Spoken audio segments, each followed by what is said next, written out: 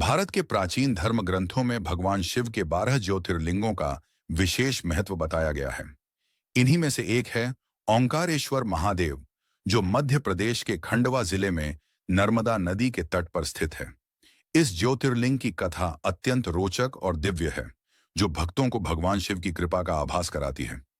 बहुत समय पहले धरती पर विंध्याचल पर्वत को यह एहसास हुआ कि वह हिमालय से छोटा है।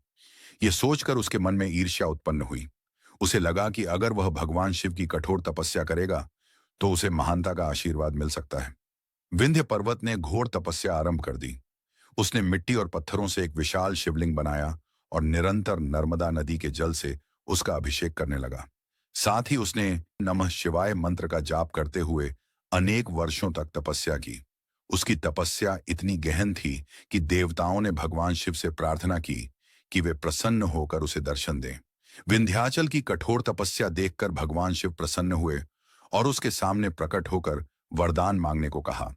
विंध्य पर्वत ने प्रार्थना की कि उसे इतना सामर्थ्य प्राप्त हो कि वह किसी से भी छोटा न लगे और समस्त संसार में उसका गौरव बढ़े। भगवान शिव ने कहा, तथास्तु, तुम्हारी मनोकामना पूर्ण होगी, लेकिन यह ध्यान रखना कि तुम्हारा अहंकार किसी को कष्ट न दे। यह कहकर भगवान शिव वहीं ज्योतिर्लिंग के रूप में स्थापित हो गए। यह लिंग ओंकारेश्वर के नाम से प्रसिद्ध हुआ। वरदान पाकर विंध्य पर्वत का आकार बढ़ने लगा। उसने स्वयं को इतना ऊंचा कर लिया कि सूर्य की किरणें धरती पर ठीक से नहीं पड़ पाती थीं। इससे आर्षि मुनि और जीव जंतु सभी परेशान हो गए। देवताओं को भी विंध्य के इस अहंकार से समस्या होने लगी।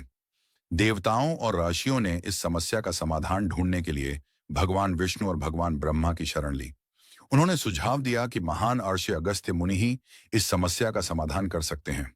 अगस्त्य मुनि अत्यंत तेजस्वी अर्षि थे और उनकी सिद्धियों के कारण वे पर्वतों को नियंत्रित करने की शक्ति रखते थे। देवताओं ने उनसे प्रार्थना की कि वे विंध्य पर्वत का अहंकार समाप्त करें। अगस्त्य मुनि विंध्य पर्वत के पास गए। विंध्य पर्वत ने उनका अत्यंत सम्मान किया और उन्हें प्रणाम किया।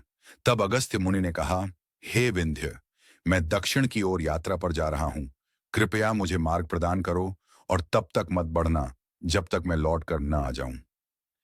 विंध्य पर्वत ने सिर झुकाकर आज्ञा स्वीकार कर ली, लेकिन अगस्त्य मुनि कभी वापस नहीं आए।